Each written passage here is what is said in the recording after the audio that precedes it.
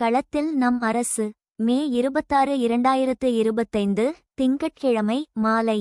கோவை மாவட்டம் முழுவதும் பெய்து வரும் கனமழை காரணமாக மத்திய மண்டலம் 80வது வார்டுக்கு உட்பட்ட பகுதியில் செல்வசிந்தாமணி குளம் மற்றும் அதனை சுற்றியுள்ள இடங்களில் மழைநீர் தேங்கி நிற்கும் பகுதிகளை தமிழ்நாடு வீட்டுவசதி நகர்ப்புற வளர்ச்சித் துறை அமைச்சர் மாண்புமிகு சு. முத்துசாமி அவர்கள் நேரில் சென்று பார்வையிட்டு ஆய்வு செய்தார். ஆய்வின் போது கோவை மாவட்ட ஆட்சியர் பவன்குமார், மாநகர் மாவட்ட திமுக செயலாளர் நா.